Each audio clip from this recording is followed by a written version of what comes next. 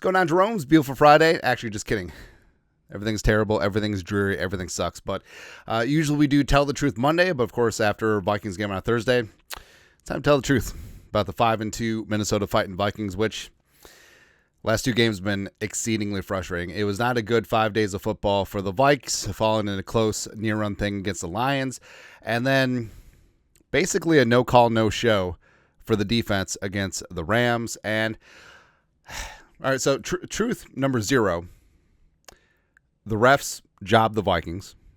You know, the last non-call was ridiculous. The Murph Ghost defensive holding, as well as a couple of other calls. 5 first downs via penalty for the Rams, just sort of marching down the field. No big deal. So, number 1, the refs jobbed the Vikings. Number 2, the Vikings didn't play well enough to win. Right? And both things can be true at once. So, it is what it is. It is a long season, but you know, 5-2 doesn't feel as good when the 2 came right at the end in games that were eminently winnable for the team in both of them. But shoulda, coulda, woulda, that old thing. But here are 10 truths about the 5-2 Minnesota Vikings. Number 1, the team never came back from the bye, and they really didn't. And since then, the Vikings have been the sloppiest team in the NFL in terms of execution. Also, 17 penalties over the 2 games, and it's not just one section of the team. It's offense, it's defense, it's special teams. Like, everything has been terrible outside of Will Rackard, as well as, I don't know, Ryan Wright. Why not? But it would be one thing if the Vikings had a couple of fluke wins, like last-second wins, coin toss games, or beat down teams that just really had no chance to defend themselves. But the Vikings were a wagon the first 5 games. They certainly were. But, and also, mistakes in the Lions game cost them ultimately at the end. Certainly had a chance to win that one. But Thursday was just embarrassing. Thursday was an indictment on this entire organization, from coaches to players to everything. And the Rams came to play. And as we said, the enemy always gets a vote. And I know that people want to go through, that's a win, that's a win, that's a win, easy part of the schedule. It's not. Every single game is tough. Every single game is, you have to try and go 1-0. And the Rams, like, they got their ish together. The Vikings simply did not. Yeah. But they never came back from bye. And I don't know. Maybe they're looking ahead to the mini bye after coming off of the bye. Who knows? And we said this last night. Since it's the mini bye, you know, a lot of Vikings players are going to go back to their alma maters for college football Saturday. And if I see dudes partying on the sidelines, it's not going to sit right. Next up, number 2, the Darisaw injury is huge, right? So hopefully, knocking on all the wood, we get some good news about the Darisaw injury. Hopefully it's minor. And just the pass protection, Quisenberry is fine, but he's not Christian Darisaw, right? And you know, pressure towards the end really truncated some Vikings attempts at drives, as well as, let's not forget, like, Darisaw, you can make a good case he's top 3 at left tackle in terms of run blocking. He might not be 3. So if he misses an extended period of time, that's going to be a major loss for the Vikings. And you could make a good case that Darisaw is the second most important player on the Vikings offense right now. But like I said, hopefully it's minor, and 10 days until the Colts game. And even if he has to miss a game or 2, it's better than the full season. But we'll see. Next up, number 3. Kevin O'Connell is great at scripting, but once he gets past the scripted plays, it's not so much. So 4 games in a row now, the Vikings get off to this fast start. 28 points against the Packers, 17 with the Jets. You got a quick 10 against the Lions, and a quick 14 for the Rams. But then in the middle of the game, it just lulls. And the Vikings have had 1 touchdown in the last 8 quarters of second half football. It's really rough. It's rough. So with the mini bye, they got to get things fixed that they should have gotten fixed at the bye. But now you have more data to work on, and they got to figure something out. And Kevin O'Connell, like, is it him giving up play calling? Is it not? I don't know. Like, I still believe in him, but this is year 3, and we got to see some serious progression. I still think that he is a true leader of men. I think that he's still a great and brilliant offensive mind, but also it is a spot where, do you think defenses are caught up? And a lot of people are thinking the same thing about Flores' scheme as well. So who knows? Next up, number 4, Sam Darnold's not the problem. So it's always very easy to point at the quarterback, but Darnold isn't the problem. Now, Darnold, is he the solution? I don't know. But, I mean, Darnold last night, 72% completion percentage, 240, 9.6 yards per attempt, 2 touchdowns, 0 picks, 128.8 quarterback rating. A lot of the issues has been lack of protection. I mean, Darnold is top 5 in terms of pressure quarterbacks, as well as it seems like O'Connell's play design, it's focused on the deep ball. And Darnold is top 3 in terms of average depth of target. Actually, no, he's number 2 behind Purdy. And you see that, where all of a sudden, like, Darnold's not taking things underneath. Darnold's not hitting the check down because sometimes there isn't a check down, or sometimes it's not in the top 3 of progression. So all of a sudden, behind an offensive line that's giving up pressure, especially with Darisaw out, you have Darnold taking these long developing 5-7 step drops, trying to hit the money shot down. But trying to hit the deep ball.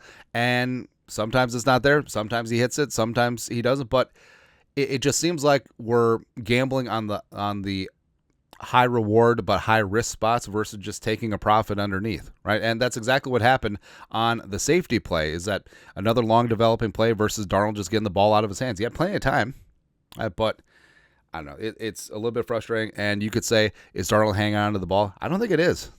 No, I honestly think that a lot of it is play design, where O'Connell's designing plays like he has the Lions offensive line, except he doesn't right now. But Darnold certainly is not the problem, but like we said, I don't know if he's the solution. McCarthy is the future, and that does make you feel a little bit better about things. Like, no matter what happens this year, I mean, the Vikings could go all in at the trade deadline, which I still think that they should, and hell, whatever happens.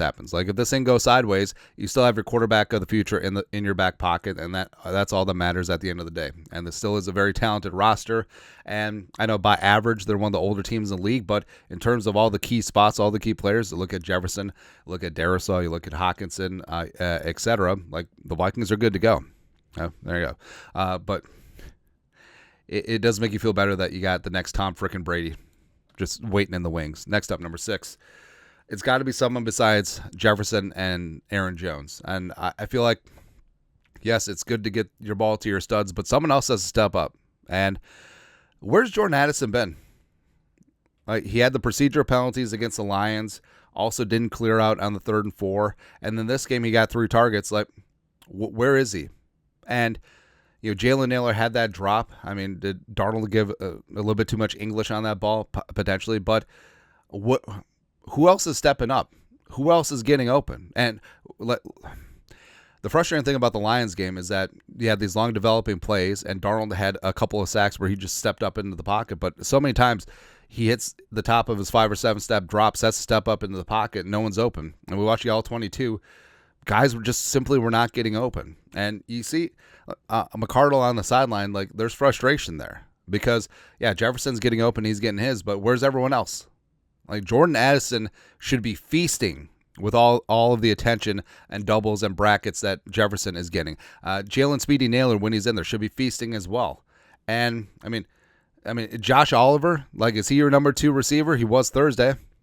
What the hell is going on here? So that's why they definitely do need Hawkinson. And also Jordan Addison, like, hey, I know he's got a lot going on, but he's got to get his head in the game. Because you know how many wide receiver 2s would give the left appendage or left of a lot of things to be opposite of Justin Jefferson? Because you're going to be singled up, you're going to get one-on-one attention, and you're going to be able to shake free and get open and put up numbers big time. But we haven't seen it, and that's the frustrating thing. Next up, number 7. Oh, also, Hawkinson, please. And Reisner and Cashman. All right, 7. Vikings need to find some semblance of a pass rush. And, the Vikings entered the Rams game as the number 1 pressure team in the league. They were top 3 in sacks, which was impressive since they already had the bye. But they didn't get home against the Rams. Like, props to Sean McVay. Like, the Rams were missing 60% of their starting offensive line, and they got 0 sacks on Stafford. They pressured him 3 times out of 34 dropbacks, which is less than 10%. It was just pathetic. And you could, well, it's a Lions effect, blah, blah, blah, blah, blah. Or it could be the Vikings playing Thursday night short week after they travel 2 time zones to the West Coast. That certainly factors in there too. But it just seems like outside of Grenard, like no one had any legs. Like Van Ginkel wasn't getting there. Hottie, Jones. When's the last time Patrick Jones had a sack? And of course, Tillery, Phillips, Bullard. I mean, pass rushing isn't really their game, so they have to find something. And I know the floor has been blitzing Pace over and over and over again, and it's fun. And it's funny watching Pace blow up a guard, but he's not getting home either. And if you're consistently sending 5, 6, 7 dudes, that leaves your corners on an island, and they're going to get exposed. And it really is a one hand washes the other situation. And I am a front to back type person. But it really is the pass rush that makes everything easier for the back end, because shutdown corners, like, they're not going to give you 7 seconds of coverage to allow the pass rush to get home like that on second effort. No, it's the pass rush first and always, which is just so frustrating because the pieces are freaking there. The pieces are there. And yeah, you go all in at the trade line. Love me some Quinnen. Love me some Jeffrey Simmons. Love me some Dexter Lawrence. Yeah, I absolutely love that. But everything that the Vikings need is there. And everything that the Vikings did well in the first 5 games, it's there. And it's not like Flores got solved. Maybe. But no, once the pass rush started drying up, that's when things got more difficult. And that's a football truism with any team, with any roster, with any whatever. Yeah. Next, number 8. As we said, like, the corners got exposed because of the pass rush. Corner might be an issue. And Gilmore starting to show his age. Murph has been exposed, despite had a great pass broken up as well as had the interception. Shaq Griffin, despite giving up that touchdown, I frankly think that Shaq has been the best cornerback for the Vikings this season. But whether it's Nudie McLaughlin, whether it's making a move at the deadline, J.C. Horn one time, Kenny Moore. Hey, Kenny Moore, instead of playing us week 9, how about you come on down and just join us? That's it. But yeah, it's more of a spot of, Shaq, Gilly, and Murph are the same corners that they were earlier in the season, but now that the pass rush has been inert, so all of a sudden they look a step slow. And when the quarterback is moved off a spot, when he has to rush his throws and they're off target, corners look really, really good. But when the quarterback has all damn day to drop a dime, corners look really bad, especially when they're a little bit older. Next up, number 9.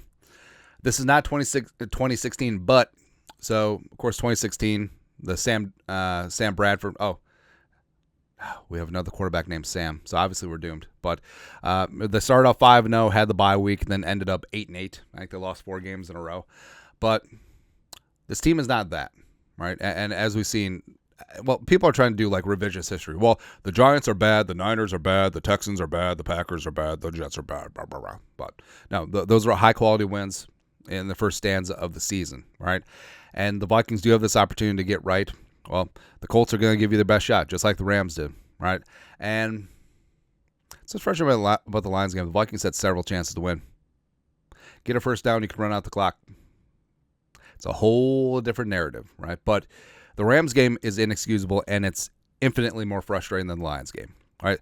Lions game is like, all right, we had our chances to win against one of the best teams in the league. Didn't happen. It is what it is. But the Rams game, you just failed to show up in a spot where you needed to show up, in a spot where you're on national TV for the first time in a primetime game, right? And I know that the refs did the Vikings a favor because all anyone's going to be talking about is the face mask. But at the end of the day, the Vikings didn't play good enough to win. And that it's shocking. It's shocking. And no, it's not the Lions hangover. It's a short week. But hey, rack up and stack up. Do your damn jobs, and the Vikings didn't do it. All right. Lastly, truth number 10.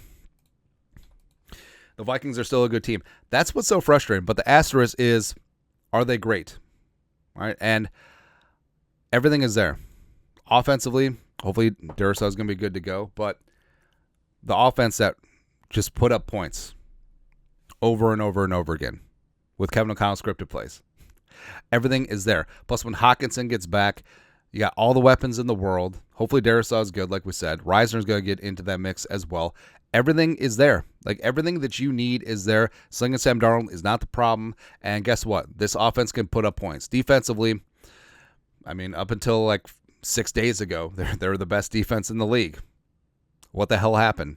You can get back to where you once belonged. And it's not like the Vikings played Kent State and Eastern Carolina the first 5 weeks of the season. They didn't do it. All right, you beat some good teams. You can still do the damn thing again, but you got to get your ish together. And that's really what it comes down to, man. All right, so this is still a very good team. And I know, so, well, also, it's kind of nice that you have McCarthy just sitting there chilling, because now people aren't just like tank. Like, tank for who? Like Travis Hunter? Cool. Nah, but they're still a good team. Had a rough 5 days, rough couple of games. Gets very good and very motivated opponents, and just sort of is what it is. Chalk it up as a learning lesson. Hopefully the Vikings actually learn that lesson this time around and go out week 9 against the Colts, Sunday Night Football, go win a ball game. That's it. But that is it. Tell the Truth Friday. 10 truths about the suddenly 5-2 Minnesota Vikings. Let us know your thoughts. Our thoughts, comment section. You know what to do. Skull production value.